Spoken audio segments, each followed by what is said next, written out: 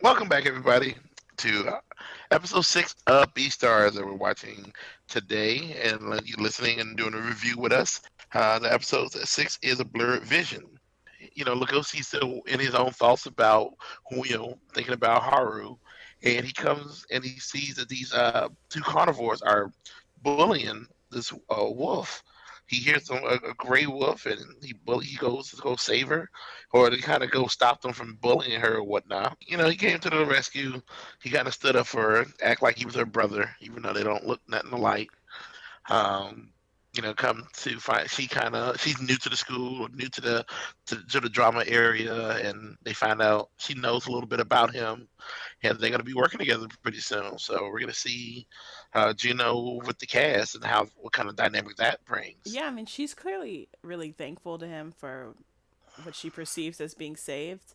She's flirts with him a little bit, which is interesting because now we've seen two female characters that are interested in him, but he's also established as being someone who's not good with the ladies and so awkward. That's kind of leads me to believe probably he's better with the ladies than he thinks he is. Like he probably just was too oblivious to realize that there were girls that were interested in him. The carnivores need to go to town to kind of scope out for the event coming up. In doing so, the only reason why they can go is because there was a murder earlier.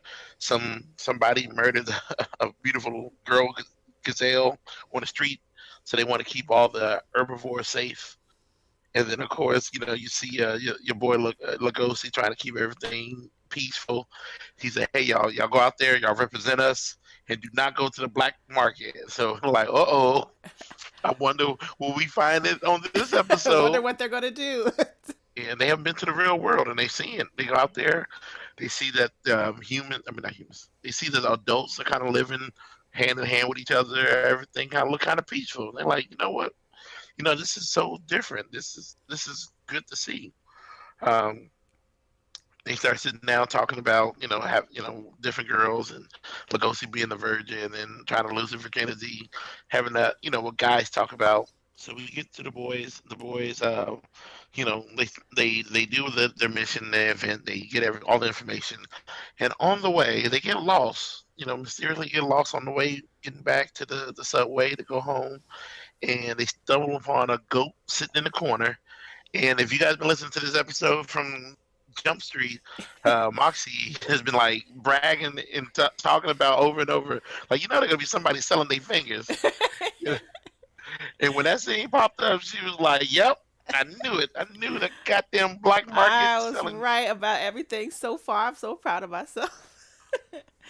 Yeah, he's there. I thought he was a homeless man, and they roll up on this guy all huddled up, and He probably is and homeless. then Legoshi, being the dumb self that he is, sees what appears to be a homeless person is going to ask him for directions. Like that's something people do. Can you help me? And the guy's like, "Sure, I can help you pick a finger," and he's missing fingers. And then Legoshi gets all shook because he can smell, I guess, fresh. Trying to come to his senses. He's all upset, but then you see Bill and Bill. Of course, Bill is number one. Like, hey man, I'll suck you down. I mean, I'll eat it. I want to eat those fingers. Let's all split a finger. Let's all spend $100 a piece. I'm like, that ain't worth no goddamn finger. Some dirty goat finger. I But agree. I don't blame him. I feel increasingly more. I feel really bad for the carnivores because they're having to suppress who they are. Like yeah, they're all made to be these people and to function this way, and they're forced to be something else to make other people happy. And yeah, okay, sure, their survival involves killing another creature, but yeah.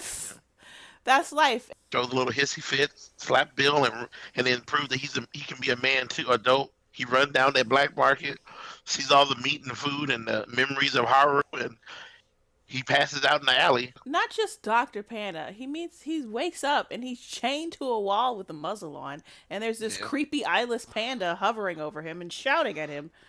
It's very yeah. I strange. thought, And he's yeah, really calm about it. Even the doctor's like, "Why are you so calm? This is a very weird situation to be in for you to be just chill." Turns but out Dr. Panda's a psychiatrist and he's trying to help him.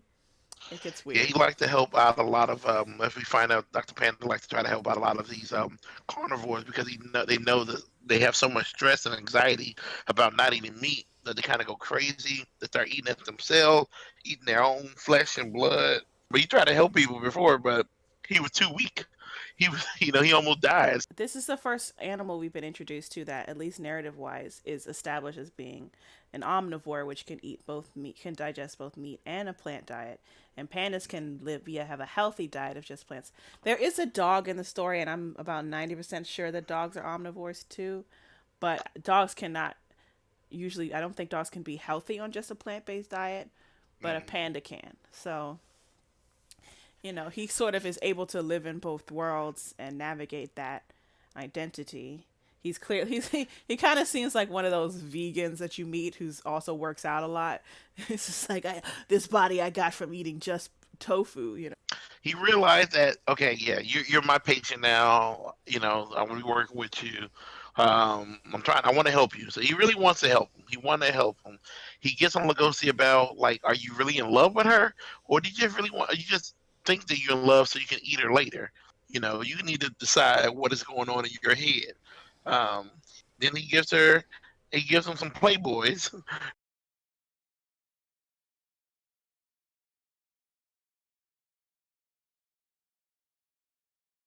He tells him if this turns you on, then you'll know that you just have a weird rabbit fetish. If it doesn't, then you just want to eat her. And okay, I guess. I don't know. That seems kind of weird.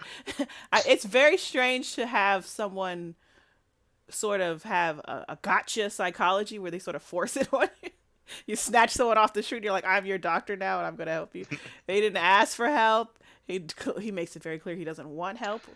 It's just They live in a society where the health insurance is so abundant that you don't even need to ask.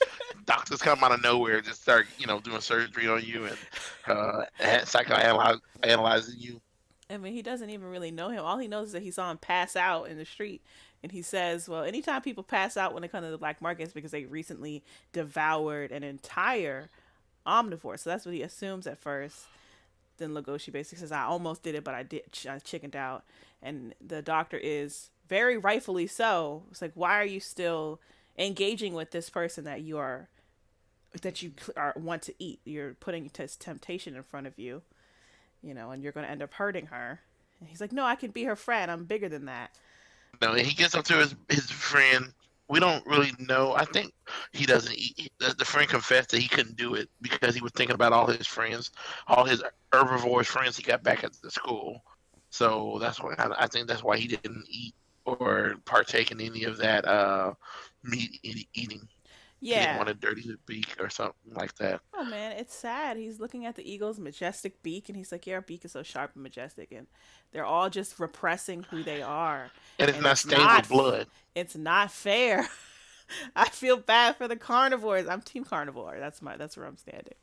I was just gonna tell them to be sure they like, comment, and subscribe, and comment. And if you got any questions, just email me or find me on Instagram, Chicagojon, or put in the comment section wherever you're listening or maybe watching what we're doing. So thank As you. usual, if you would like to contact me, you should also contact Chicago John on Instagram or YouTube.